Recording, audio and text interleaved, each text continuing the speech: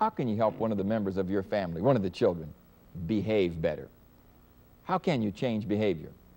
It's an interesting question, and people are concerned very often that the youngsters don't behave in a certain place in the right way, or when people are around in the way that they wish that they would. There's an interesting question you have to ask yourself. It is this: do you want the child to behave, or do you want him to learn to behave? It's very different. You see, I can make people behave. I can make people sit down.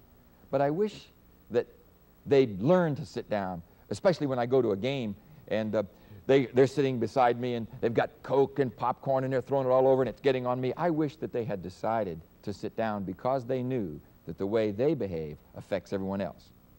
Now, how would you do that? Well, I learned an interesting thing a few years ago from a fellow that was teaching in a large downtown school with a group of 9th grade boys who were, as he put it, mean and nasty. And in industrial arts, for example, they had ruined the machines and run off 3 teachers in just a space of about 5 or 6 weeks. He said he hired a young man to take the position. The young man has stayed for several years.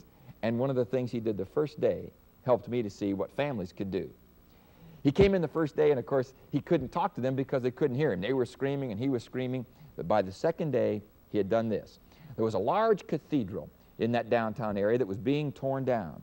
He negotiated with the staff of the church and with the demolition crew and got the bell from the bell tower and put it right on the table in his industrial arts class.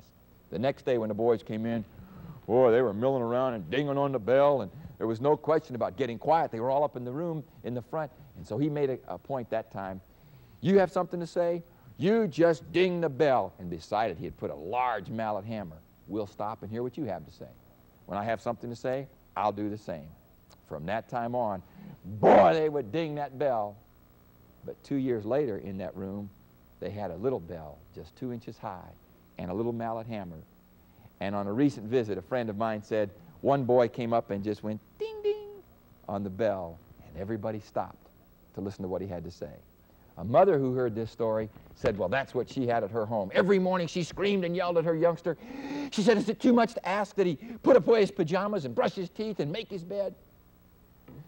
And then one day she changed the room. Instead of the boy, she put 3 tags on the door, a red one, a white one, and a blue one, which he would turn over.